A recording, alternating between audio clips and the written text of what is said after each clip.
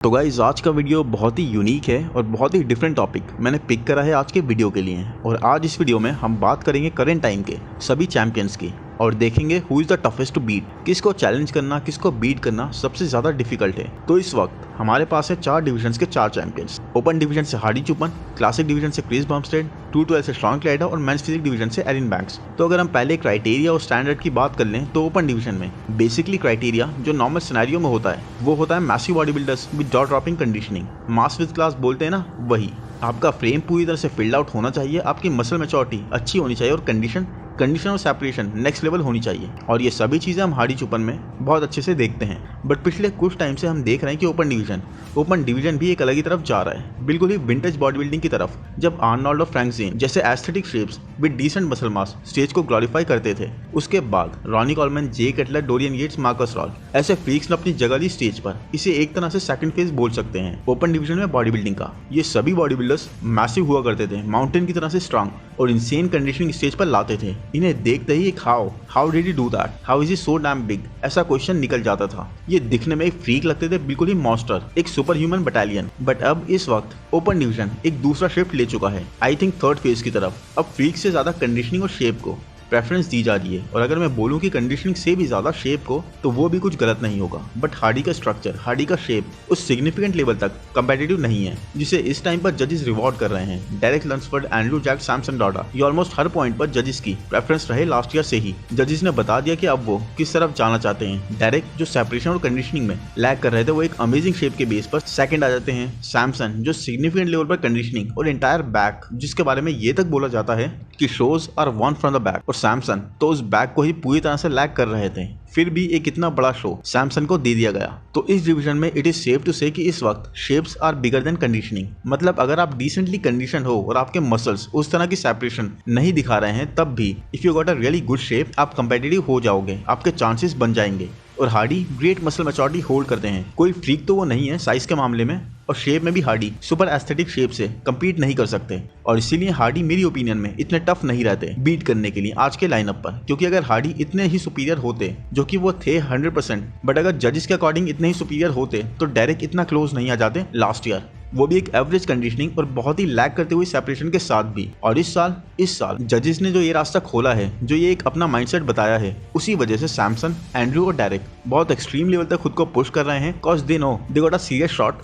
देखो ऐसा भी नहीं है कि हार्डी कोई फ्रीक फैक्टर होल्ड करते हो, तो इसीलिए आई डोंट थिंक कि हार्डी को बीट करना इतना टफ होगा। बट अभी हम बाकी तीनों चैंपियंस की भी बात कर लेते हैं, फिर देखेंगे एंड में कि कौन टफेस्ट चैंपियन बनकर आगे आता है। सो अब बात करते हैं 212 डिवीजन की, जहां पर इस वक्त विराजमान है शॉन क्लाइडर, जो खुद हार्डी की ही तरह से इंसेन मसल मैच्योरिटी होल्ड करते हैं, एक जबरदस्त डेंस और हार्ड ग्रेनी मसल से फील्ड। और इस डिवीजन में एक नॉर्मल स्टैंडर्ड और क्राइटेरिया यही है कि जैसा इस डिवीजन का नाम है 212, उसी तरह से आपको 212 पाउंड्स के अंदर रहते हुए अपने बेस्ट शेप में बेस्ट कंडीशनिंग को नेल करते हुए आना होगा। और इससे फर्क नहीं पड़ता कि आपकी हाइट क्या है, क्योंकि हाइट की रेस्ट्रिक्शन तो इस डिवीजन पर से बहुत पहले हटा दी गई थी। बट वही है गाइस कि हाइट की रेस्ट्रिक्शन नहीं है, लेकिन जितने टॉलर आप होंगे उतना ही कम मसल मास आप ऐड कर सकते हो। क्योंकि आपकी हाइट अगर 5 फीट 5, 5 फीट 7 के आसपास है, तो आपके पास ज्यादा स्कोप रह जाता है एक डिसेंट साइज फ्रेम पर मसल मास ऐड करने का। और जितने टॉलर आप हो उतना कम साइज आप ऐड कर सकते हो, क्योंकि the taller you are naturally ही द हैवियर यू वे। और फिर फ्रेम भी वैसा फिल्ड आउट नहीं लगेगा, क्योंकि शॉन देखो आई थिंक सिर्फ और सिर्फ 5 फीट 2 इंचेस के हैं और 179 पाउंड्स उनका हैवीएस्ट स्टेज वेट था।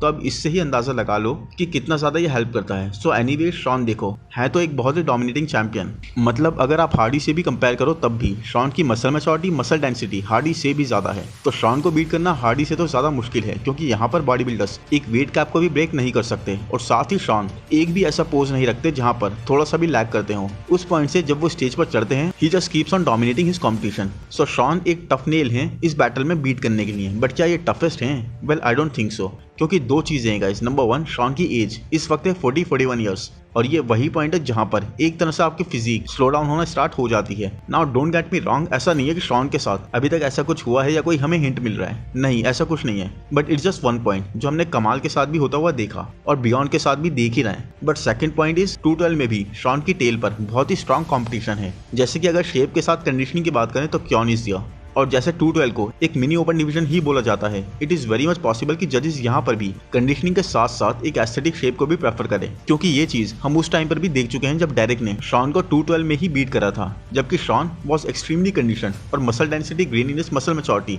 और इवन कंडीशनिंग में भी डेरेक को बीट कर रहे थे। So who is to say Keone can not do that. I mean Keone is bigger, एक बहुत ही एस्थेटिक शेप होल्ड कर रहे हैं, कंडीशनिंग भी नेक्स्ट लेवल नेल करते हैं, तो वो डेरेक वाला सिनेरियो अभी नहीं तो maybe next year, but can definitely play out. नहीं तो Angel Calderon, mass with class, एक freakishly massive bodybuilder with a very grainy physique, उनके भी चांसेस बनते हैं अगर मास का गेम है कंडीशनिंग के साथ तो। और जस्ट रिमेंबर, बात सिर्फ और सिर्फ इन 4 के 4 डिविजन्स के कंपैरिजन की ही हो रही है, तो आई डोंट फील कि शॉन भी उतने टफेस्ट चैंपियन हो सकते हैं जितने कि हमारे लास्ट 2 डिविजन्स के बचे हुए चैंपियंस हो सकते हैं। तो आई होप गाइस ये वीडियो पसंद आ रहा होगा, मेरे एफर्ट्स को अप्रिशिएट करें वीडियो को लाइक करके, और भाई नए आए हो चैनल पर तो प्लीज सब्सक्राइब करते चलो चैनल को अभी से नोटिफिकेशन बेल को दबाते हुए। सो अब देखते हैं क्लासिक डिवीजन को, और क्लासिक डिवीजन में इस वक्त चैंपियन है क्रिस बमस्टेड। डिवीजन के स्टैंडर्ड्स की बात करें तो इस डिवीजन में जजेस वांट अ क्लासिक लुक। इस डिवीजन का बेसिकली एग्जिस्टेंस में आने का एक रीजन यही था कि वो गोल्डन एरा वाली बॉडी बिल्डिंग क्लासिक लाइंस आपके स्ट्रक्चर से कहीं गायब होती जा रही थी, तो यहाँ पर वेट कैप लगाकर जो आपकी हाइट के अकॉर्डिंग होगा एक क्लासिक लुक को स्टैंडर्ड बनाया गया, ताकि हमें aesthetic body building, beautiful shapes stage पर फिर से देखने को मिले, जहां लोग साइज को चेज ना करें, एक एस्थेटिक शेप को चेज करें। बट लिमिटेशंस तो खैर हर एक डिवीजन में होती ही हैं, और यहाँ पर भी आप कैसे डिटरमिन कर सकते हो कि कोई अपना बेस्ट क्लासिक लुक इस वेट कैप के अंदर ही अटेन कर सकता है, क्योंकि वेट कैप तो यहाँ पर लगा ही दिया गया। एनीवेज वो एक डिफरेंट ही डिस्कशन हो जाएगा, बट फिर बात करें अगर क्रिस की, तो मसल मैच्योरिटी, कंडीशनिंग और क्लासिक लुक का एक बेतोड़ कॉम्बिनेशन है क्रिस की फिजिक। इनकी हाइट भी इस वेट कैप के लिए एक परफेक्शन है, जो इन्हें ना ही मसल होल्डिंग और गेनिंग एबिलिटीज में कहीं से भी रेस्ट्रिक्ट करती है, बल्कि एक बहुत ही ज्यादा क्लासिक अपील भी देती है। देखो क्रिस जितने कंडीशन दूसरे एथलीट्स आ सकते हैं, डेफिनेटली उड्स कैल्सिस्की हो गए, माइकल डबूल हो गए, ये लोग absolutely if not better than totally match तो कर ही सकते हैं क्रिस को कंडीशनिंग में, बट मसल मास के साथ साथ उस लेवल का क्लासिक स्ट्रक्चर, उस लेवल की परफेक्शन किसी की भी फिजिक में फिलहाल तो नहीं है। दूर दूर अगर देखें तो लाज़लो क्राली एक मुझे लगते हैं काफ़ी ज़्यादा स्कोप रखते हुए, बट अभी अगले कई साल तो बिल्कुल नहीं, क्योंकि अभी तो क्रिस कंपटीशन से लाइट ईयर्स अहेड हैं,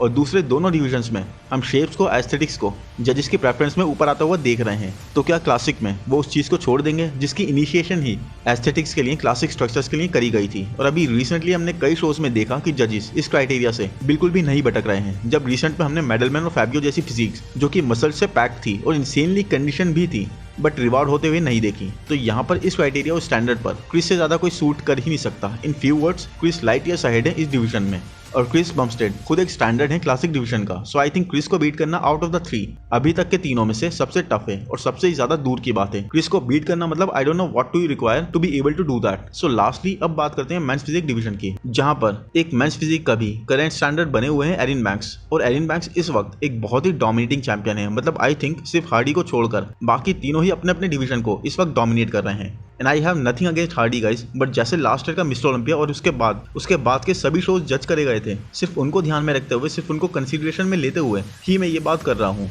और इस बात को वेरीफाई करने के लिए आप चारों डिविजन्स के स्कोर कार्ड्स उठा लो और फिर देखो चैंपियन और रनर अप में किस डिवीजन में सबसे कम पॉइंट्स का डिफरेंस है। ऑलमोस्ट हर डिवीजन में बिल्कुल ही डबल का डिफरेंस था, एक्सेप्ट मेंस ओपन, जहां पर डिफरेंस की मार्जिन काफी कम थी और रनर अप की कंडीशन और मसल सेपरेशन सबसे कम, क्योंकि रामोंडिनो क्लासिक में अमेजिंगली कंडीशन थे with great muscle separation, Brandon incredibly condition and amazing shape के साथ थे एरिन बैंक्स के सामने, और एंजल कार्लट्रॉन चाहे उनके शेप का मैं फैन भी नहीं हूँ, तब भी नो वन कैन डिनाई की कंडीशनिंग और मसल सेपरेशन उनकी भी इंसेनली पुश थी। बस एक डायरेक्ट थे जो बहुत अच्छे तो आए थे, बट हार्डी के चैंपियन के कंपैरिजन में कंडीशनिंग और सेपरेशन में बहुत दूर थे, फिर भी he came so close to winning, और इसीलिए I was seeing that. But anyways Erin के इतना डोमिनेटिंग होते हुए भी मेंस फिजिक डिवीजन में अनप्रेडिक्टेबिलिटी बहुत ज्यादा है, क्योंकि 2021 में भी एरिन बैंक्स तो कम्पीट कर ही रहे थे विद इक्वली डेवलप्ड बैक जो ऐसी ही थी, डेंस एंड कम्प्लीटली डेवलप्ड। उसके बाद भी जजेस ने उस टाइम पर ब्रैंडन को चूज करा, और नेक्स्ट ईयर जब ब्रैंडन और भी इंप्रूव आए तब एरिन को चूज कर लिया। तो इस डिवीजन में टोटली एक actual men's physique standard define ही नहीं है, और इसीलिए वेट कैप को भी